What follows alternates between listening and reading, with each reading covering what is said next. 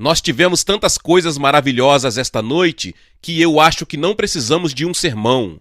E minha mensagem será breve. Mas eu quero que todos curvem suas cabeças para um momento de oração. Para muitos de vocês que estão ouvindo, esta é uma hora em que vocês estão na encruzilhada de suas vidas. E vocês terão que fazer uma escolha nesta noite. O que vocês vão fazer? Vocês continuarão na estrada larga que leva à perdição, ou vocês mudarão e seguirão pelo caminho estreito que leva à vida eterna? Esta é a escolha que só vocês podem fazer.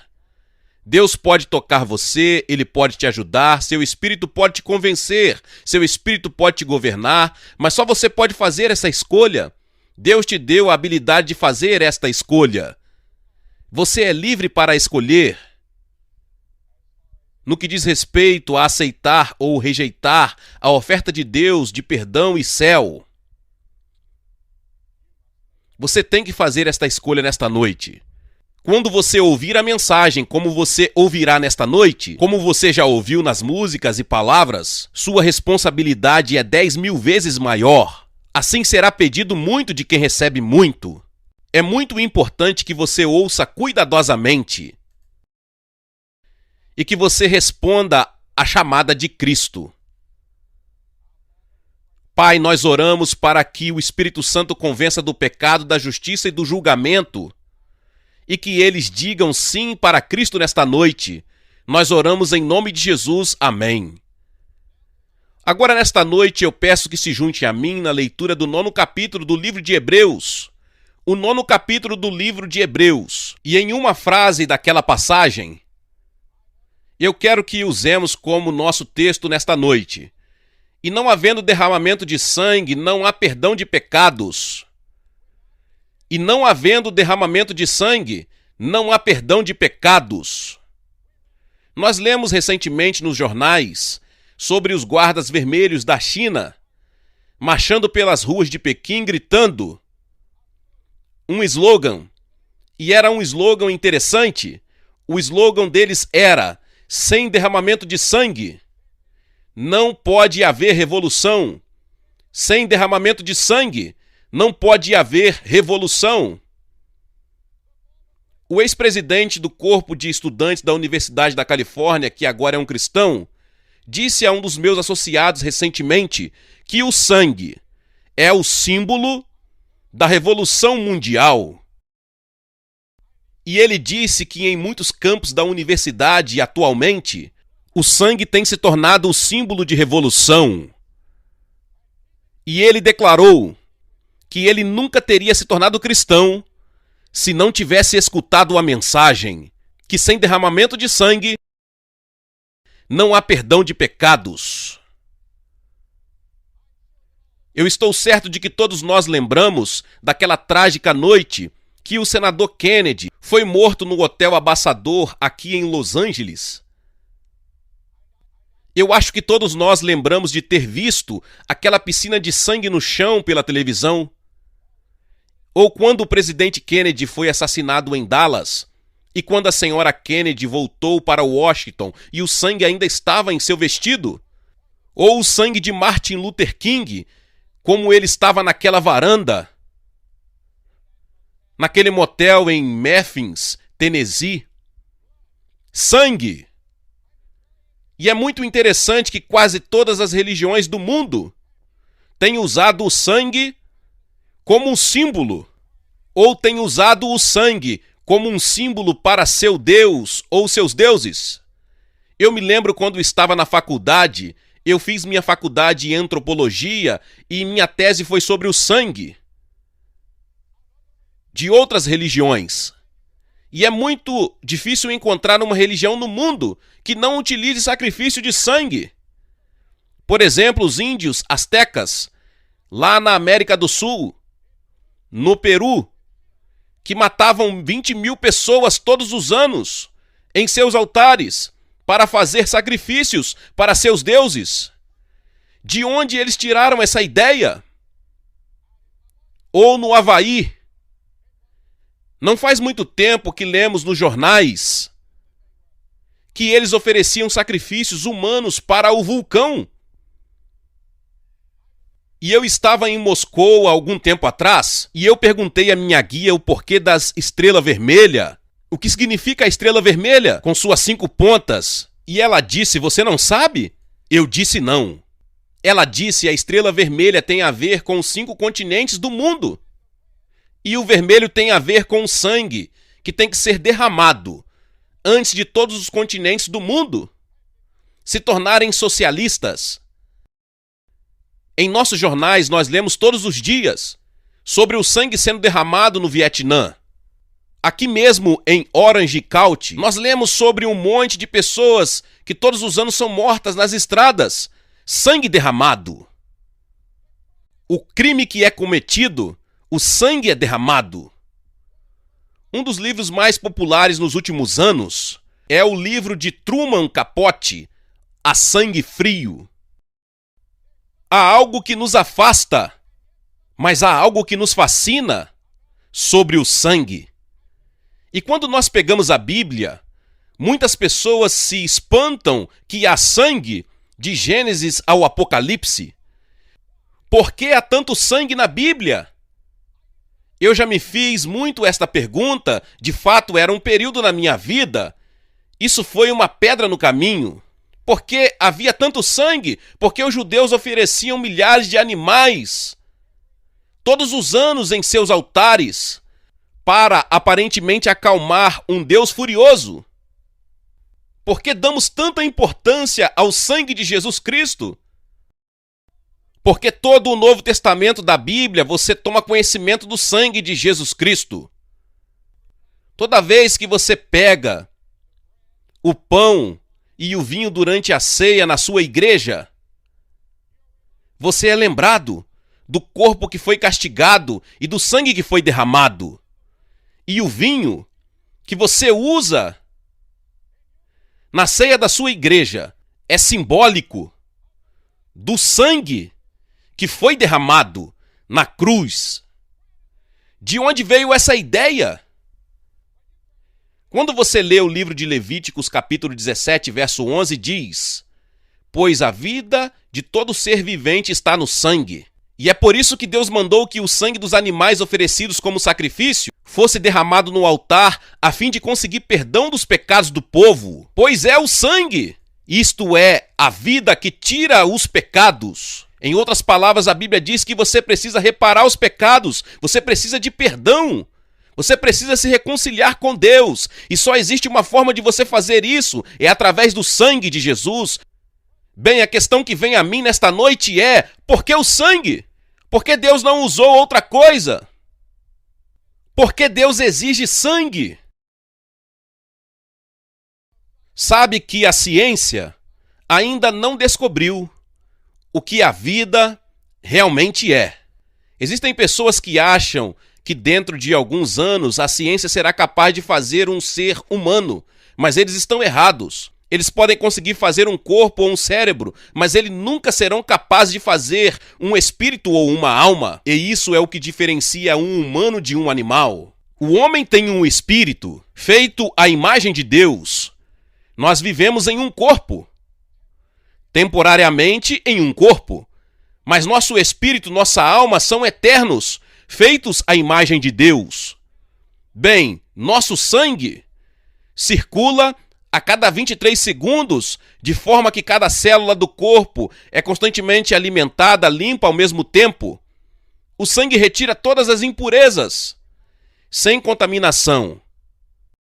É a substância mais misteriosa do corpo e é composto da vida do corpo. E cada um de nós aqui nesta noite, negro, branco, vermelho, amarelo, rico ou pobre, somos todos ligados. Somos ligados por sangue. Com Adão, Deus fez de um único sangue todas as nações de homens que habitam na face da terra. Todos nós temos uma origem comum em Adão. Todos nós temos o mesmo sangue, o mesmo parentesco de sangue. Melvin é meu irmão. Mas todos vocês são meus irmãos e irmãs pela criação. E em um sentido especial, se você conhece Cristo, nós somos irmãos e irmãs, membros de um corpo especial, chamado na Bíblia de o corpo de Cristo. Mas é o sangue de Adão que corre nas minhas veias. E não importa se você é negro ou branco, judeu ou gentio, pagão ou culto, é o sangue de Adão que te causa o problema. Porque veja que o sangue carrega a sentença de morte. A corrente sanguínea foi contaminada por uma doença chamada de pecado. E as Escrituras dizem em Romanos 5,12, o pecado entrou no mundo por meio de um só homem, e o seu pecado trouxe consigo a morte. Como resultado, a morte se espalhou por toda a raça humana, porque todos pecaram. Deus disse a Adão e Eva, no dia em que vocês se rebelarem contra mim, no dia em que vocês comerem deste fruto que eu digo para não comerem, se vocês comerem, se vocês se rebelarem, vocês morrerão. O homem deliberadamente quebrou a lei de Deus, e então a sentença de morte caiu sobre ele. Não apenas a morte física, mas a morte eterna. Separação de Deus, julgamento, inferno, separado de Deus e da vida de Deus, por causa do pecado de Adão. Eu sou parente de Adão, eu sou filho de Adão. Por meio de um só homem, por meio do homem Adão, o pecado entrou no mundo.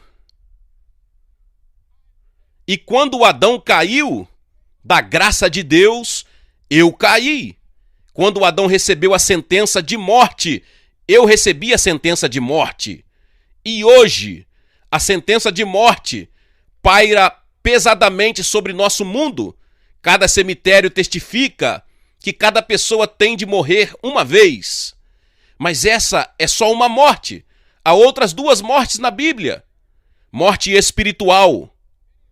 Muitos de vocês estão vivos fisicamente, mas suas almas estão mortas em relação a Deus. E você não encontra felicidade, paz, segurança e satisfação nesta vida.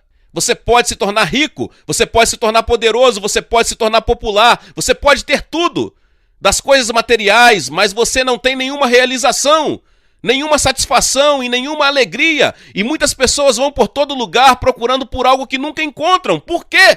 Porque você está morto espiritualmente, você está separado de Deus. Agora, a terceira morte é chamada na Bíblia de a segunda morte ou morte eterna. Isso significa que quando você morre, seu espírito continua vivo, mas você está separado de Deus. Estas são as mortes, a espiritual e a eterna. Bem, o homem sofre de envenenamento de sangue. Existe uma doença do sangue que nós não sabemos muito a respeito, chamada de leucemia. Muitas pessoas morrem todos os anos de leucemia, mas existe uma outra doença que é fatal a toda a raça humana. No sangue. Chamada de pecado. E ele nos envenenou. E a sentença é a morte. Bem, como nos purificamos dos nossos pecados?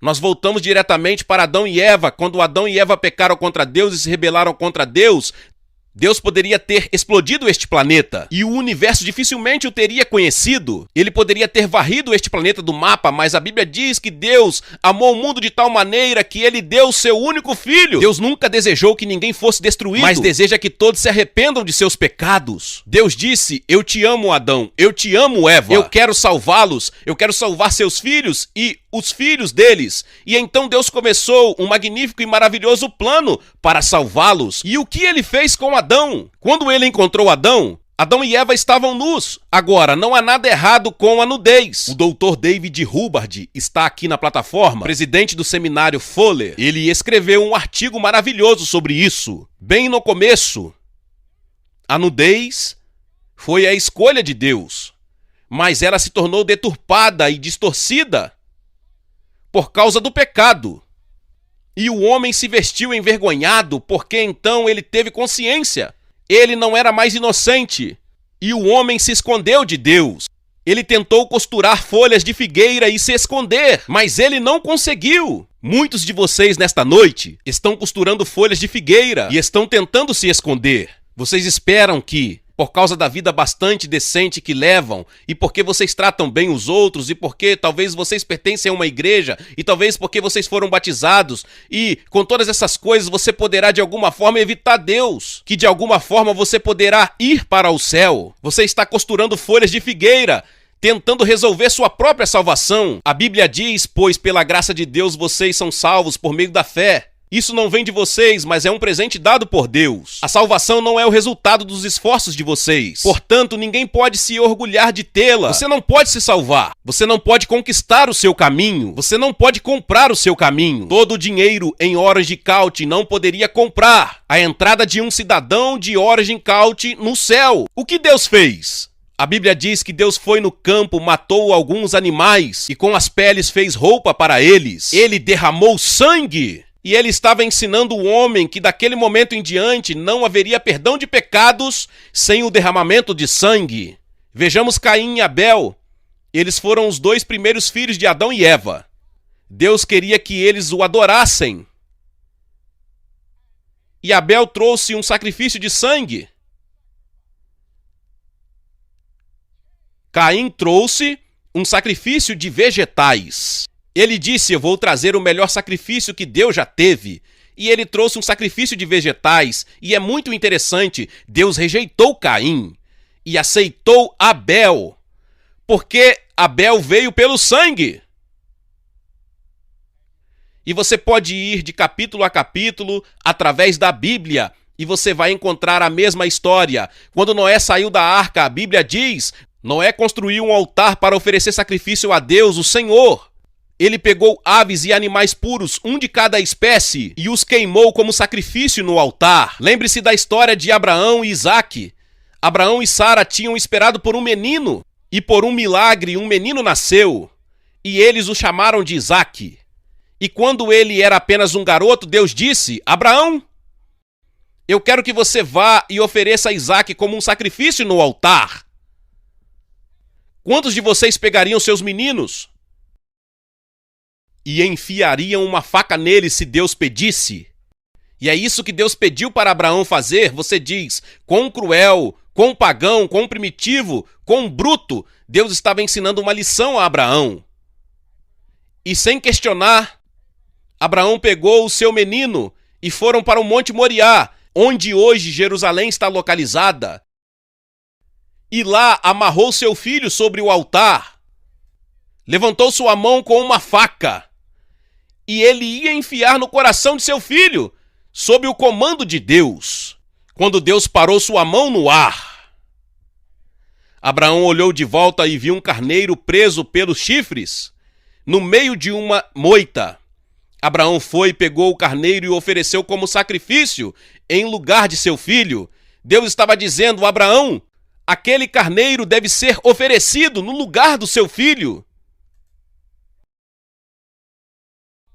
Deus estava apontando para o dia, centenas de anos no futuro, quando ele ofereceria o seu próprio filho como o Cordeiro de Deus, que tira os pecados do mundo. Você se lembra daquela noite no Egito? Deus disse, eu vou destruir todos os primogênitos do Egito como julgamento. E ele disse, eu quero que todos vocês israelitas peguem um cordeiro e matem o cordeiro. E então peguem o sangue e passem no batente das portas. O sangue nos batentes das portas será um sinal para marcar as casas onde vocês moram. E eu verei o sangue e então passarei por vocês sem parar. E então não trarei o julgamento para nenhuma casa que tenha o sangue lá. Não é quando eu olhar suas boas intenções, não é quando eu olhar para suas lágrimas, não é quando eu olhar para suas obras. Eu passarei por vocês sem parar quando eu olhar o sangue. E eu posso ver aquela noite no Egito, um pai, ele mata o cordeiro, ele coloca o sangue no batente da porta. E então a pequena família se junta para comer e o filho mais velho está muito tenso e muito nervoso. E ele diz, pai, eu não tenho vivido uma vida muito correta. E pai, eu falei com o Senhor e falei com Deus. E eu não tenho sido muito religioso. Mas pai, tem certeza de que o sangue é suficiente? Tem certeza de que o sangue está lá? E o pai olha para o seu filho mais velho e diz: filho, Deus não disse quão bom você deveria ser. Ele disse: quando eu vir o sangue, eu passarei por vocês sem parar. E naquela noite, cada família israelita foi salva. Se o sangue estivesse lá. Aí você diz: isso é bobagem. Isso é exatamente o que a Bíblia diz sobre a cruz de Cristo. Quando Cristo morreu na cruz e derramou seu sangue por todos os nossos pecados, nós dizemos: isso é bobagem, isso é ridículo. Nós tentamos explicar, tentamos racionalizar. Nós não somos capazes. A Bíblia diz que para o mundo pagão, para o mundo que está longe de Cristo, é loucura, é ridículo, é estupidez, é idiotice. Pois aquilo que parece ser a loucura de Deus é mais sábio do que a sabedoria humana. Porque Deus escolheu o sangue. Eu acho que um dos motivos é nos ensinar quão feio é o pecado. Veja que nós diminuímos o pecado. Nós não levamos o pecado a sério. O sangue é algo repulsivo. No momento em que vemos o sangue, nós nos afastamos dele. E o sangue sempre nos lembra dos nossos pecados. Quando eu vejo o sangue de Cristo, eu sou lembrado que sou um pecador e eu sou lembrado de que Deus me ama. Eu me afasto. Ele me enoja. E esse é o jeito que o pecado é à vista de Deus. Ele enoja Deus, ele se afasta dos nossos pecados. Quando eu vir o sangue, eu passarei por vocês sem parar. E veja o Novo Testamento. Nosso Senhor estava chorando de pena de Jerusalém, estava suando gotas de sangue no jardim, e então na cruz ele estava morrendo, e o sangue corria pela sua face, e pelas suas mãos, pelo seu lado e pelos seus pés. Por 14 vezes ele previu a sua própria morte. Ele disse a Nicodemos: assim como Moisés no deserto levantou a cobra de bronze numa estaca, assim também o Filho do Homem tem de ser levantado. O sangue de Cristo é mencionado no Novo Testamento 255 vezes. Por quê? A Bíblia diz, em primeiro lugar, o sangue resgata, sabendo que não foi com coisas corruptíveis como prata ou ouro, que fostes resgatado da vossa vã maneira de viver, que por tradição recebeste dos vossos pais, mas com o precioso sangue de Cristo, como de um cordeiro imaculado e incontaminado. A salvação é gratuita para você, mas custou para Deus o Filho dele, que derramou o sangue dele prontamente, voluntariamente, por você. E a palavra resgate significa comprar de volta. Por que você precisa ser comprado de volta? Porque a Bíblia diz que você é um escravo do pecado. Quem peca é escravo do pecado. Disse Jesus em João 8,34. Quanto de vocês aqui nesta noite são escravos de algum hábito? São escravos do orgulho? São escravos da inveja? Escravos do preconceito? Você não tem que ter preconceito contra os negros. Você gostaria de se libertar disso, mas você tem. Escravo de algum secreto, pecado sexual, que ninguém sabe nada a respeito. Você gostaria de se libertar, mas você não consegue. Você está ligado. Escravo de alguma droga. Você tenta esconder, mas está lá e você sabe. Aquela coisa secreta bem lá no fundo, você é escravo. Você não consegue se libertar. Jesus disse que nós somos escravos do pecado e ele disse: eu vim para te comprar de volta e eu dei o meu sangue para te comprar de volta. E ele pode te libertar nesta noite. Ele pode te dar paz, alegria e certeza que você nunca conheceu antes, se você deixá-lo. Você se lembra do livro Escravos do Desejo, de Somerset Maugham? Como você rejeita Deus e se torna escravo do pecado? Quantos de vocês aqui nesta noite têm feito o mesmo? Vocês não rejeitaram Deus abertamente, como Somerset Maugham fez, mas através da sua vida, pelo seu jeito que você vive e pelas suas atitudes, você realmente o rejeita. E você é um escravo nesta noite. Você gostaria de se libertar. Ele morreu para libertar você. Segundo ponto, a Bíblia ensina que nós somos declarados justos pelo sangue de Cristo. Romanos 5:9, fomos declarados justos pelo sangue de Cristo. Com toda certeza, por meio dele, seremos salvos da ira de Deus. O que significa ser declarado justo? Significa ser declarado justo. Como se eu nunca tivesse pecado. Ser colocado ao lado de Deus como se nunca tivesse cometido nenhum pecado. Bem, pense sobre isso por um momento. Deus não apenas te perdoa. Ah, você gostaria de ser perdoado, mas ele faz mais do que isso, ele te declara justo. Como se o pecado nunca tivesse sido cometido. E isso é feito pelo sangue de Cristo. Somos declarados justos pelo sangue de Cristo. Não me pergunte como, eu não sei. Eu aceito isto pela fé. E eu quero te dizer uma coisa. Quando eu chegar na entrada do céu, eu não vou dizer, Senhor, meu nome é Billy Graham, eu era aquele pregador lá em Anaheim. Eu vou dizer, Senhor, estou aqui alegando nada além do sangue. Esta é a minha única senha. A cruz, onde minha salvação foi realizada. Mais do que perdão, Deus te faz nesta noite mais limpo e puro do que qualquer virgem que já viveu à sua vista.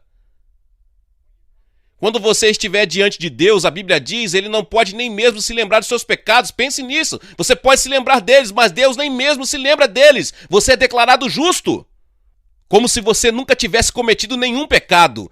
E então a Bíblia diz que o sangue nos faz todos iguais. Uma língua, um idioma, uma raça.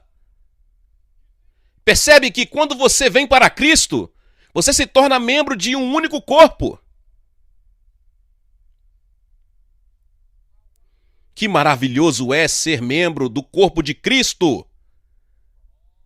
De todas as línguas do mundo e todas as raças do mundo, Deus neste momento está reunindo pessoas pelo seu nome. E eles estão lá aos milhares e de lugares que você nunca sonhou.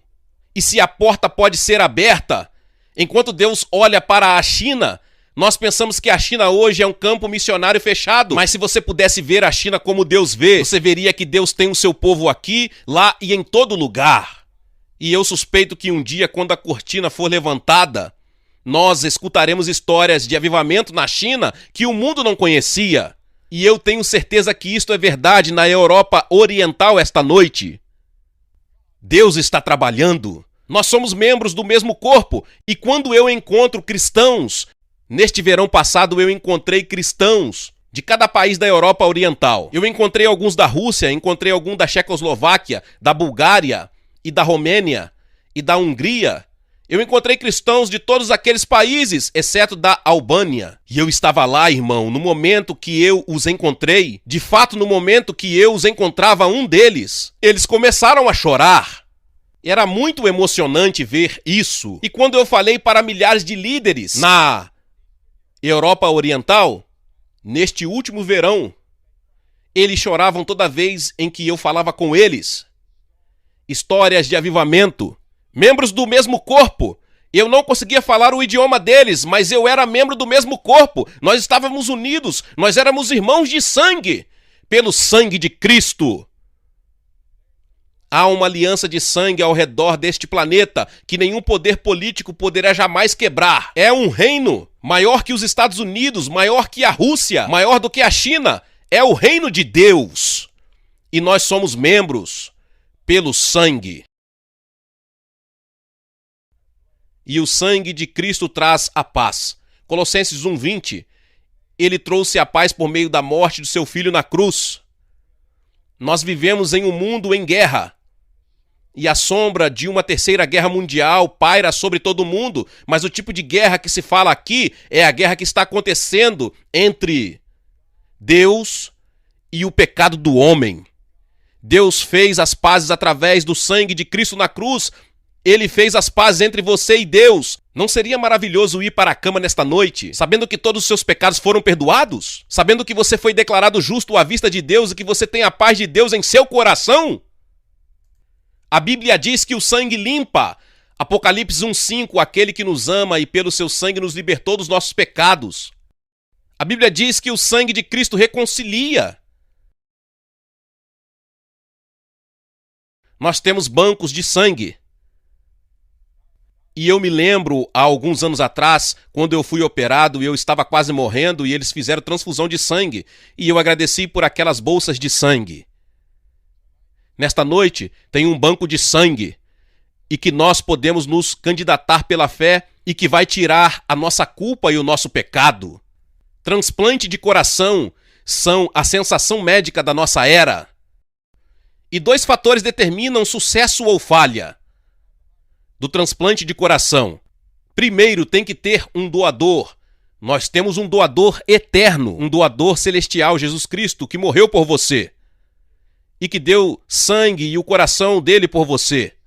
Segundo ponto, o paciente pode aceitar ou rejeitar o coração que ele recebe. E o maior problema que eles estão encontrando agora é a rejeição. Nesta noite, Deus te deu o poder de aceitar ou rejeitar. Eu tenho certeza que quando acontece o transplante de coração, o paciente não entende todas as questões científicas envolvidas e tudo que vai ser feito.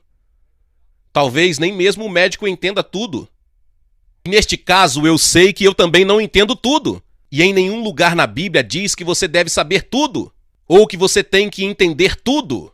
A Bíblia diz que você deve vir pela simples fé infantil.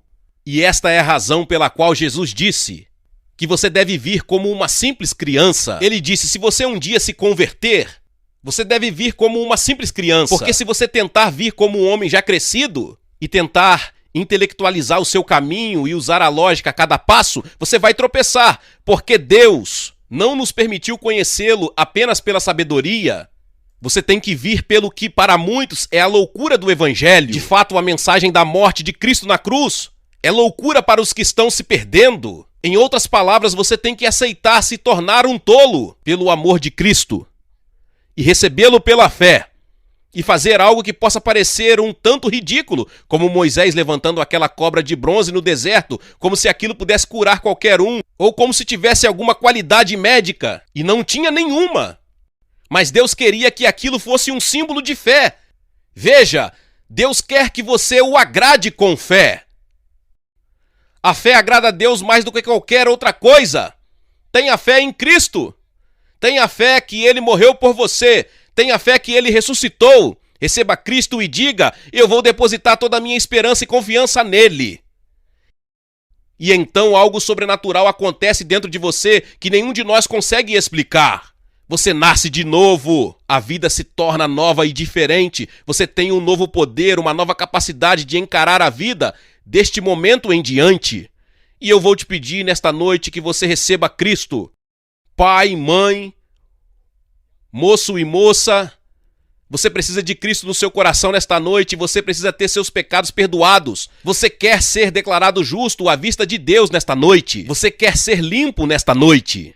Você quer confiar no sangue, somente no sangue de Cristo para a sua salvação. E você quer ter sua vida mudada. E você quer aceitá-lo e recebê-lo nesta noite como seu Senhor e Salvador. Você pode ser um membro da igreja. Você pode ter um cargo na igreja, você pode ser católico, protestante ou judeu, você pode nem mesmo ter religião, mas Deus falou com você nesta noite. E você precisa de Cristo, você precisa recebê-lo, e você precisa ter certeza de que está pronto para encontrar Deus. Eu vou te pedir para fazer algo difícil. Eu vou pedir para vocês se levantarem de seus assentos, centenas de vocês por todo este estádio, que venham e fiquem aqui neste lugar. E que digam, ao ouvir, eu recebo Cristo em meu coração. Se você veio com amigos ou parentes, eles esperarão. Se você veio em um ônibus, eles esperarão. Porque eu peço para vir adiante? Por causa da pessoa que Jesus chamou no Novo Testamento. Ele chamou em público. Ele poderia ter dito para o homem com a mão aleijada, esteja curado, mas ele não fez isso. Ele disse, estenda a mão. Ele queria que ele fizesse algo. Ele disse, mas aquele que me negar publicamente, eu também o negarei diante do meu Pai que está no céu. De lá daquela galeria vai levar 3 minutos. Da segunda, 2 minutos. Daqui de baixo, 1 minuto. Não deixe a distância te afastar de Cristo. Venha agora mesmo. Homens, mulheres e jovens, centenas de vocês, levantem-se.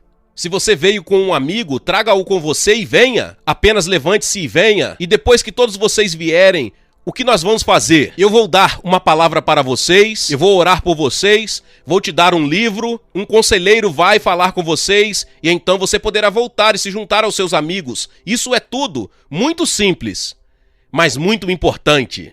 Pode ser a mudança da sua vida, iniciar a vida em uma nova direção. E eu vou pedir para ninguém deixar o estádio, apenas permaneça quieto e em oração. Muitas pessoas já estão vindo. Levante-se e venha rápido, agora mesmo.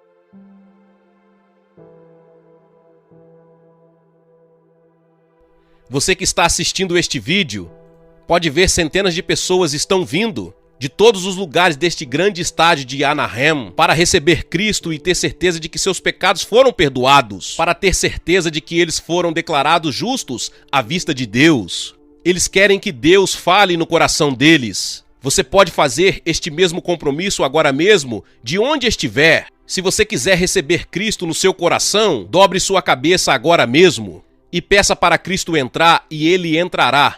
Boa noite e que Deus te abençoe.